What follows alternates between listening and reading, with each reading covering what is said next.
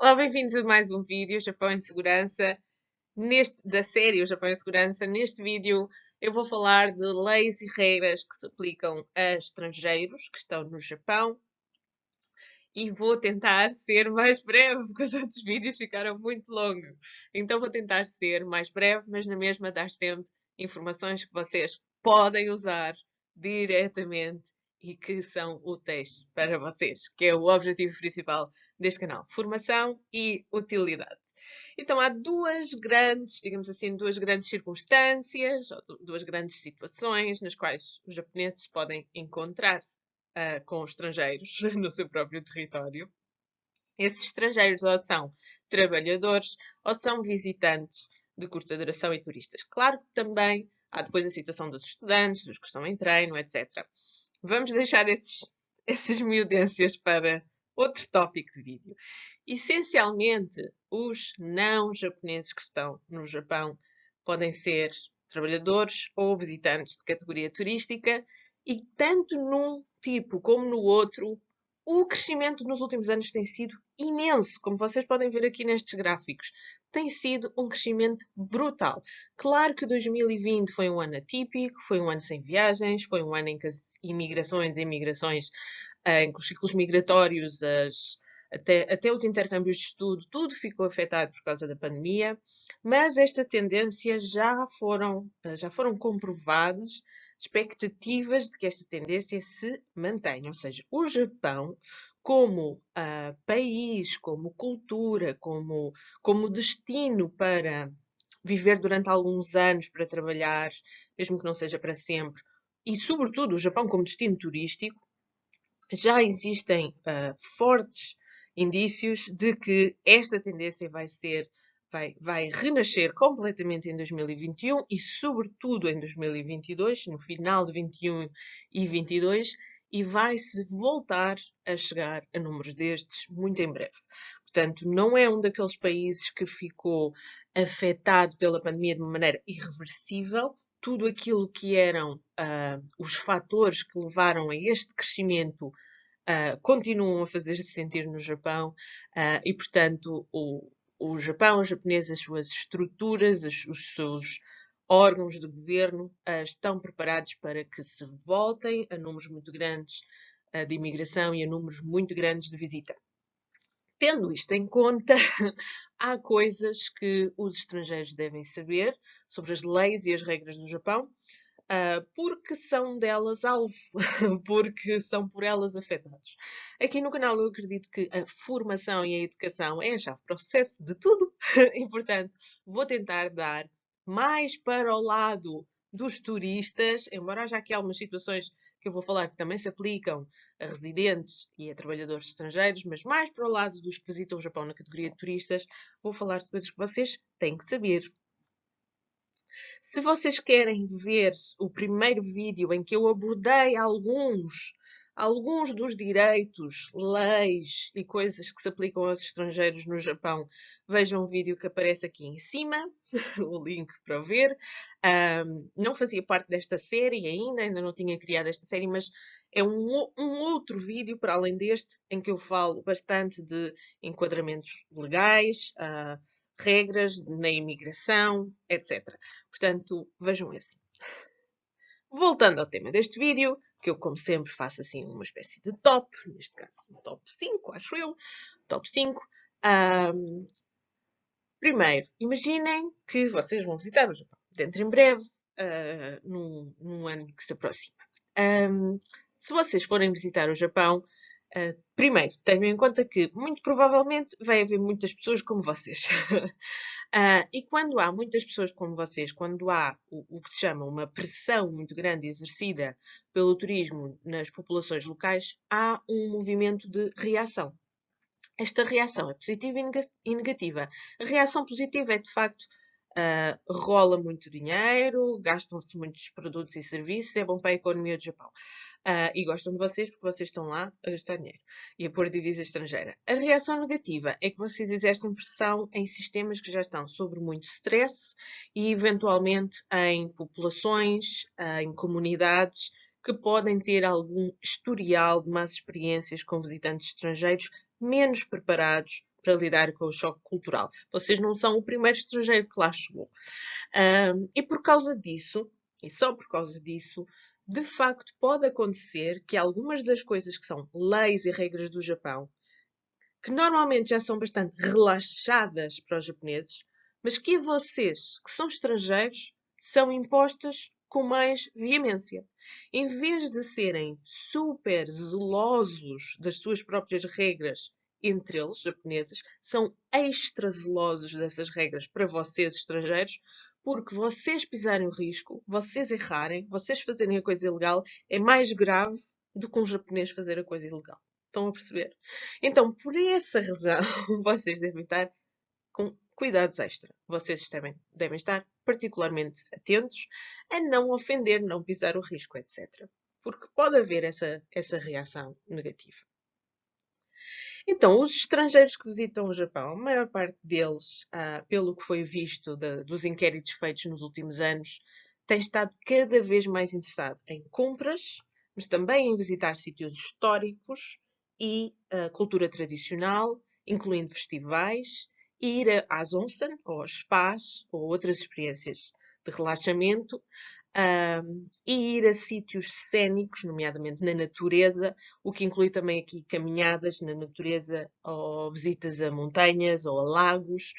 Portanto, esses são os tops das preferências. É nestes contextos que vocês vão encontrar a maior parte dos outros turistas e é nestes contextos que vocês devem ser, então, particularmente cuidadosos com o respeito das regras e das leis. Não estamos só a falar em costumes e tradições, a maior parte das coisas que eu vou falar aqui são mesmo um enquadramento legal, e que vocês devem, então, respeitar. Primeiro, tenha sempre o passaporte consigo. Sempre, sempre, sempre, sempre, sempre. Porquê é que eu digo isto? Já fiz viagens para muitas partes do mundo, como muitos de vocês, e uma das coisas que alguns dos viajantes, já com alguma tarimba, com alguma estaleca, uma coisa que alguns dos viajantes fazem é utilizar os cofres fortes que existem dentro dos quartos de hotéis e guardar lá os seus passaportes e andar na rua, no seu dia a dia de visita, passeio, com uma fotocópia do seu passaporte. Esse é um hábito, digamos assim, que muitos turistas estrangeiros têm, muitos ocidentais têm em outras partes do mundo, porque acham que assim ficam mais seguros e é melhor ter o passaporte guardado. Ora, se vocês têm esse costume, se vocês já viajam dessa maneira, notem que no Japão vocês não podem fazer isso. No Japão vocês têm que andar com o vosso passaporte mesmo. Uma cópia não é válida, não é suficiente. Quando vocês chegam ao Japão, se forem de nacionalidade portuguesa, não precisam de pedir nenhum visto especial para entrar no Japão. Se forem de nacionalidade portuguesa, não tiverem nenhum problema de cadastro e simplesmente forem como turistas para um período máximo até 90 dias, não forem exercer nenhuma atividade profissional, nem forem estudantes nem nada, vocês podem simplesmente ir para o Japão. Existe um acordo entre os dois governos, que é uma espécie de pedido de visto instantâneo quando se chega ao Japão e quando se está no aeroporto a passar pela imigração. Portanto, se vocês quiserem saber mais sobre os primeiros 15 minutos de chegada ao Japão, o que é que acontece quando o vosso avião aterra, cada um dos passos, a imigração, os customs, a bagagem, o transporte, tudo, vejam um vídeo que eu vou pôr aqui em cima, porque eu fiz isso, aliás, filmei isso quando cheguei ao Japão numa das minhas últimas viagens. Então, quando vocês vão para o Japão, vocês pedem uma espécie de visto instantâneo de turista e quando vocês passam pela imigração, colocam-vos um autocolante no passaporte, que é igual a este autocolante que vão estar a ver aqui ao lado. E este autocolante no passaporte vai-vos dizer, então, que são, neste caso, um temporary visitor, que é um turista. A maior parte dos casos. E isto está no passaporte. Vocês não podem tirar este autocolante e tal. E é isto que a polícia vai pedir para ver. Portanto, mesmo que vocês tirem fotocópia ao passaporte com o visto, mesmo que vocês tirem fotocópia à face do passaporte e os vossos dados, e mais à face do passaporte que tem o visto, ah, se já tirassem fotocópia quando já estavam no Japão, porque este visto só é posto quando vocês entram, mas mesmo que vocês fizessem isso, mesmo assim não era válido. Portanto, muita gente me diz, mas Inês, eu tiro fotocópia do meu visto. Não, vocês têm que ter fisicamente o vosso passaporte para a polícia ver. E agora, onde é que entra a ação da polícia? A polícia japonesa, a polícia de segurança pública, na rua normal, tem a autoridade para pedir para ver os vossos documentos, e se forem estrangeiros, o vosso passaporte, se forem residentes no Japão, o vosso cartão de residente, e tem também a autoridade para revistar os vossos pertences. Sim, é importante frisar, estressar isto. A polícia japonesa tem autoridade para pedir para revistar a vossa mala pessoal no meio da rua, dentro de um parque temático, onde for, ok? Não devem recusar a polícia de fazer isso, porque eles de facto têm esse direito pela lei japonesa. Eles podem fazê-lo a um cidadão japonês e eles podem fazê-lo a um cidadão estrangeiro. Não é nada de estranho, não é uma coisa para irem a correr à embaixada ou a fazer. Não. É, a lei japonesa é assim. E por isso, vocês têm que ter cuidado com as coisas que têm na mala. Porque, de facto, podem pedir-vos para vos revistar e fazem-no em muitos sítios, que são, por exemplo, sítios turísticos com uma grande pressão, com muita gente, fazem-no randomly, não é? Aleatoriamente. Noutros sítios fazem quando têm suspeitas de alguma coisa. O que é que vocês não podem ter na mala? Obviamente não podem ter na mala drogas. Não podem ter na mala nada daquilo que é considerado proibido de se transportar no Japão. E que é aplicável também a quem é estrangeiro. Também não podem ter navalhas, facas, tesouras compridas, pontiagudas, às vezes algumas coisas que podem ferir, magoar ou ser usadas como arma.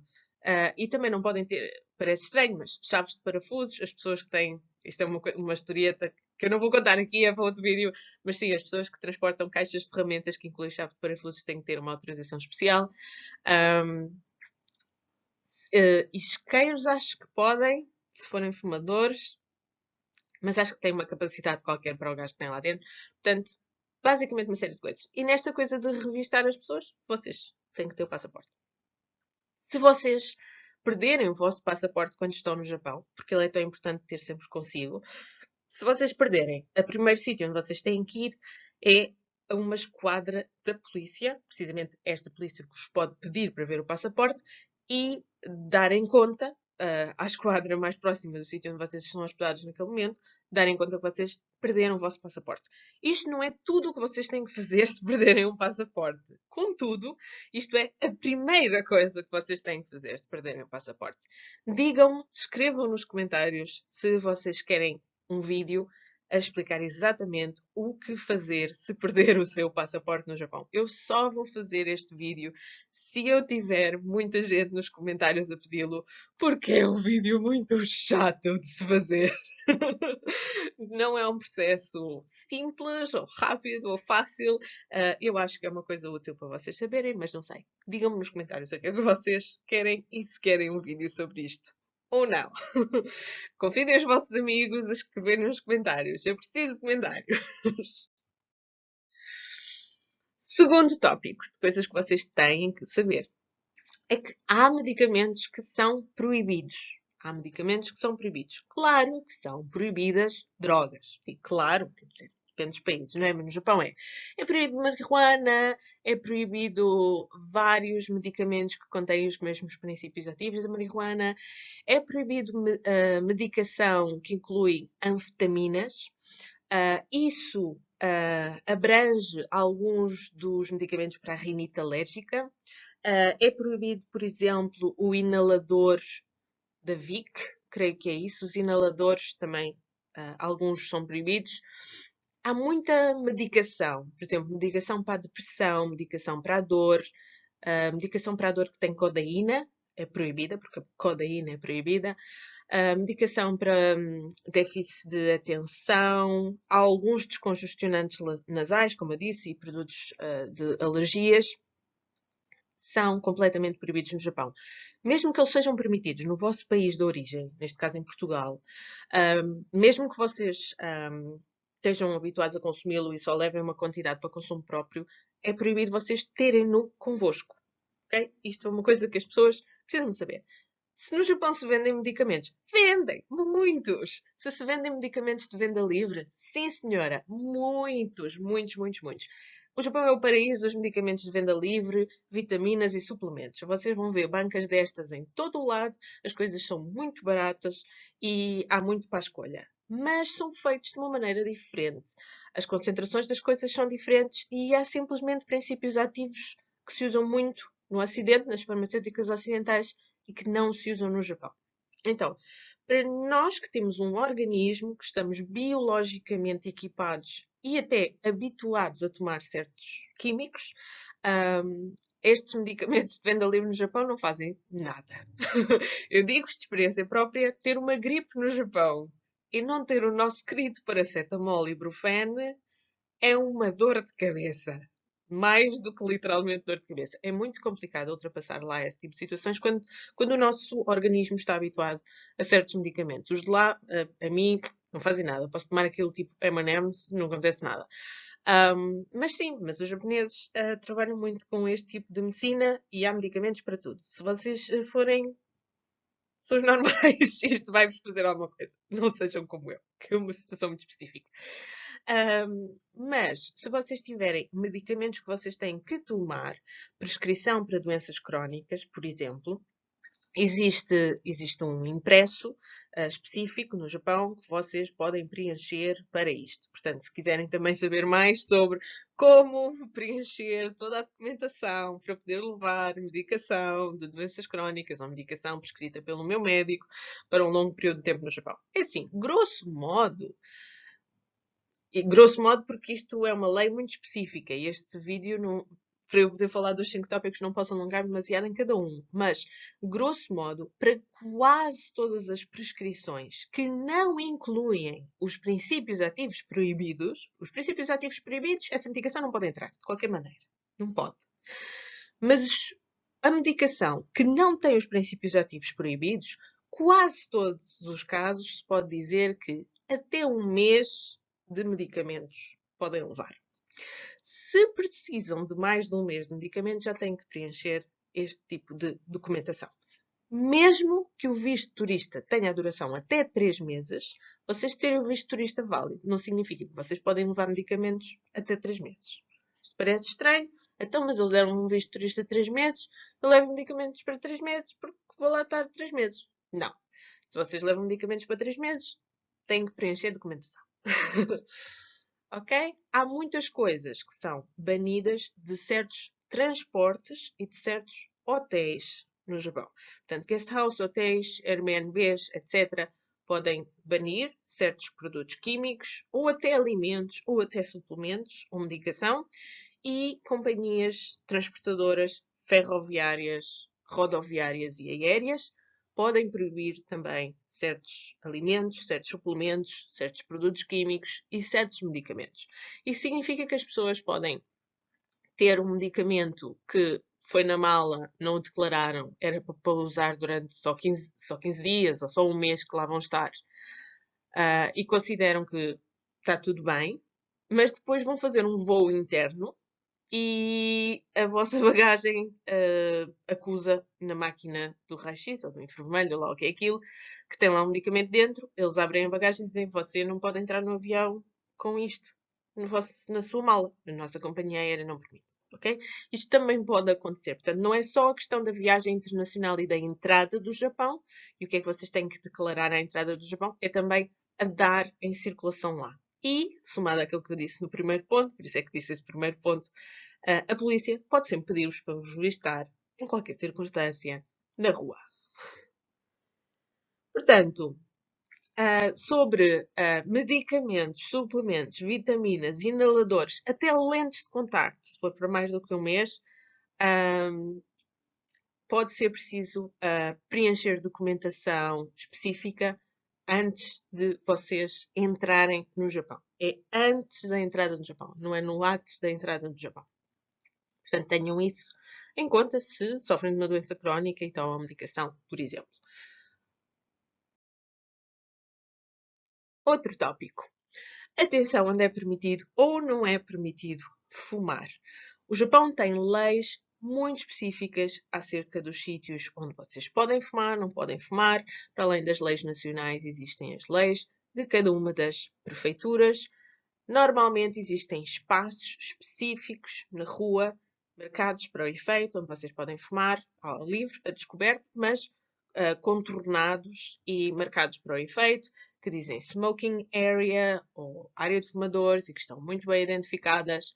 Em todos os outros sítios, vocês não podem fumar. Os japoneses consideram que ter o cigarro aceso enquanto se anda a circular na rua, enquanto se está a caminhar, por exemplo, é extremamente perigoso, gera lixo, pode ferir as crianças, etc.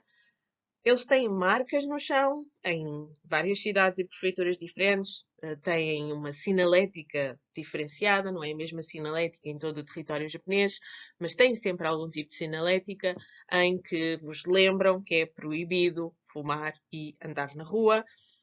Também é proibido fumar em praias, quase todas, e também é proibido fumar em parques e jardins, quase todos. Basicamente, vocês só podem fumar se houver um sítio a dizer que vocês podem fumar.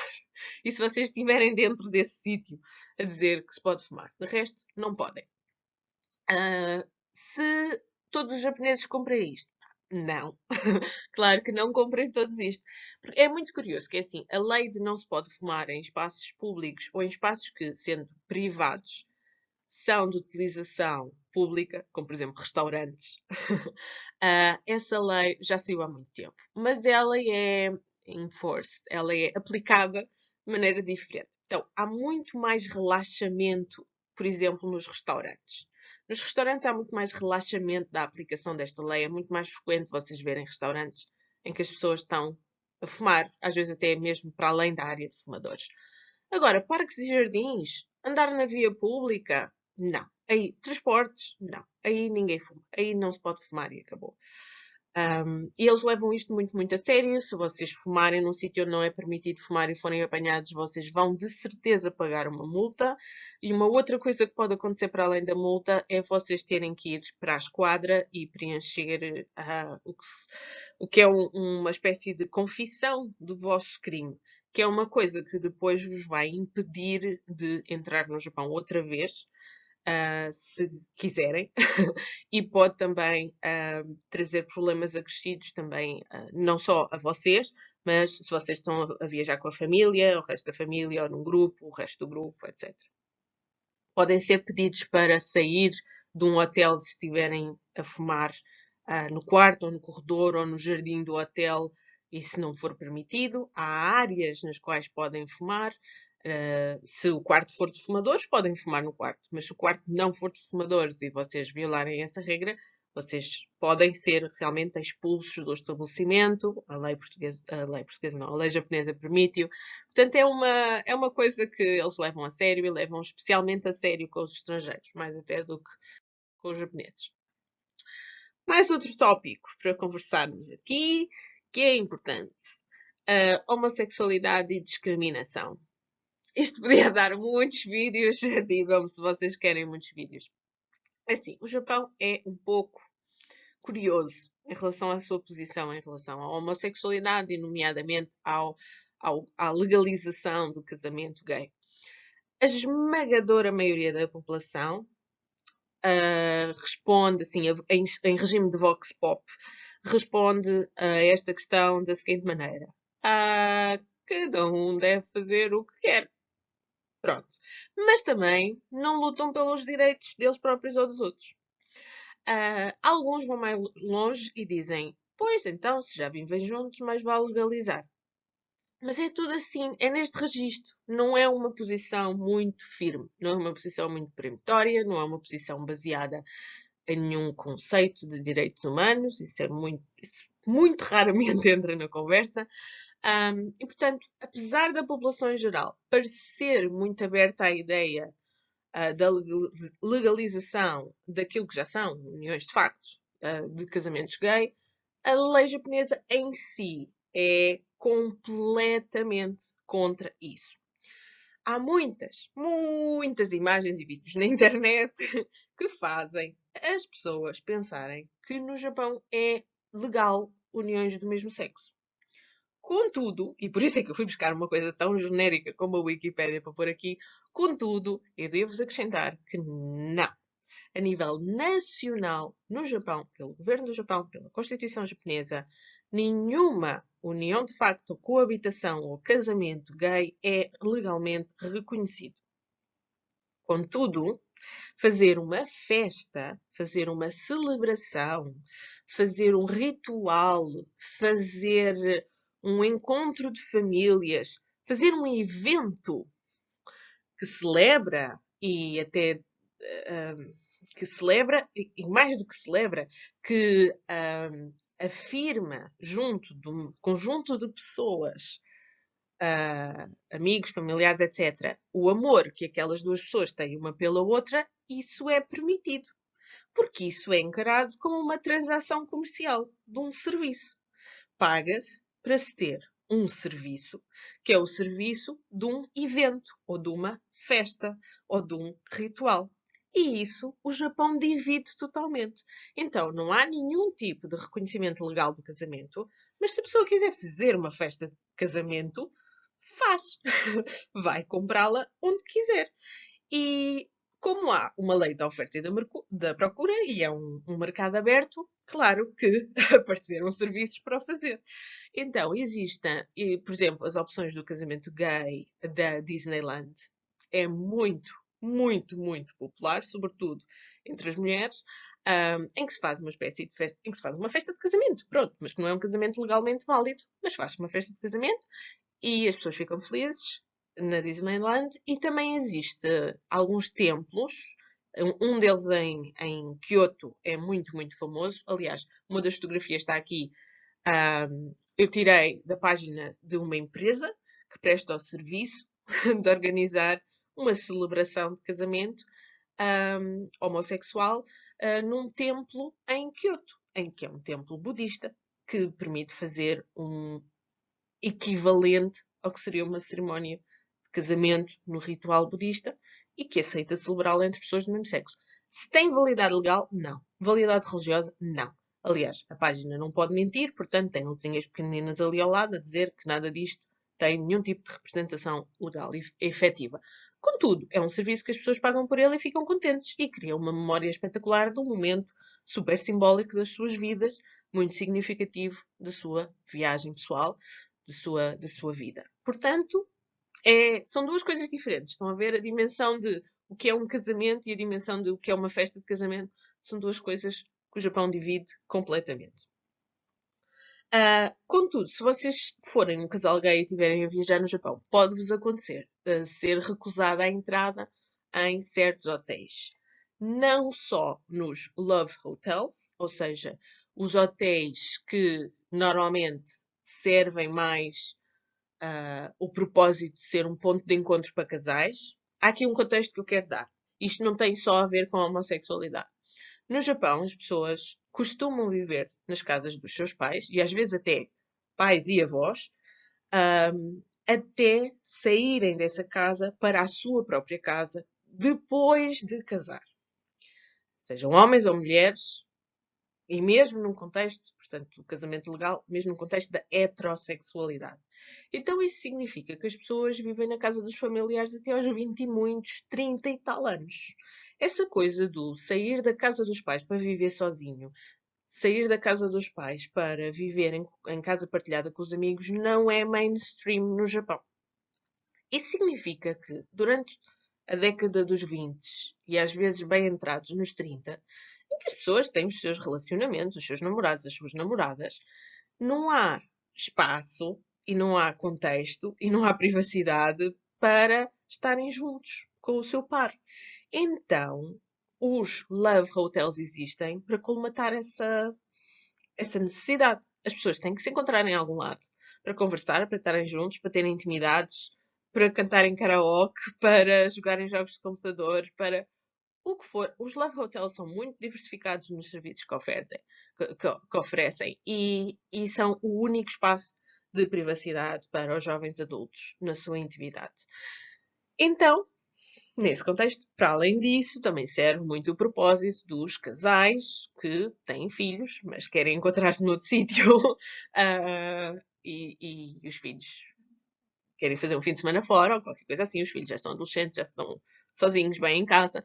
Qualquer outro contexto. Os Love Hotels são absolutamente essenciais à vida íntima e familiar dos japoneses. Depois posso fazer mais um vídeo sobre isso se quiserem.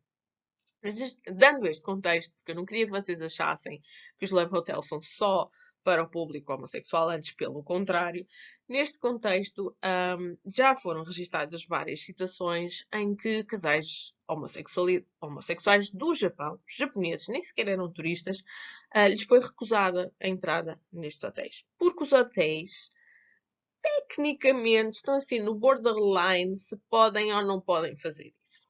Porque assim, em 2018 passou uma lei no governo metropolitano de Tóquio, nem sequer é uma lei a nível nacional, é uma lei no governo metropolitano de Tóquio, portanto, prefeitura de Tóquio, em que não se poderia recusar, discriminar negativamente com base na identificação de género ou na orientação sexual, qualquer tipo de pessoa para o fornecimento de bens, produtos e serviços. Esta lei, de facto, foi aprovada, mas reparem, só foi aprovada em 2018 também.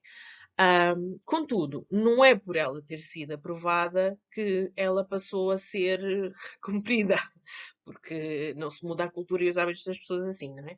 Uma lei passou, está bem, agora há todo um trabalho de transformação de comportamento e de lawful enforcement que tem que se fazer.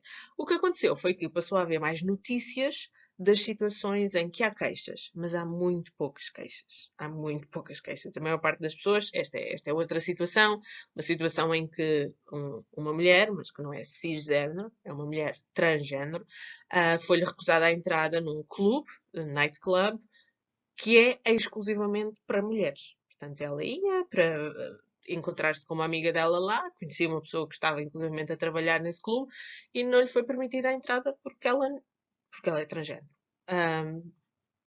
Então, há situações dessas e vocês têm que ter em conta se é essa a vossa situação a viajar.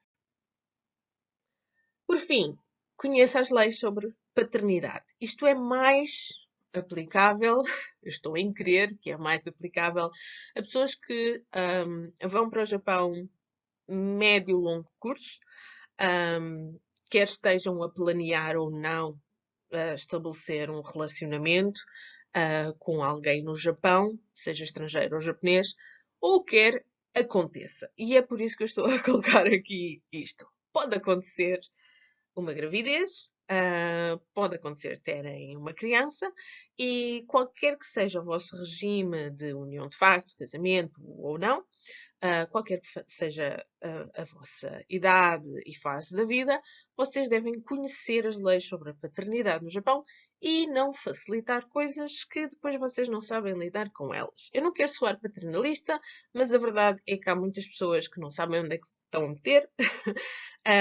O Japão tem leis sobre a paternidade profundamente diferentes do mundo ocidental. Há muitas situações em que os próprios japoneses se veem abraços com profundas injustiças. Há duas situações aqui sobre a lei da paternidade que têm que conhecer. A primeira é que é sistemático no Japão, é muitíssimo frequente e não é punido, é, nem estou a ver que estejam a tentar contrariar sequer a tendência de um dos, pai ou mãe, sequestrar a criança e isolá-la do outro. Isto mesmo entre os japoneses. Portanto, quando há uma separação, no Japão não há guarda partilhada, não existe essa figura jurídica da guarda partilhada.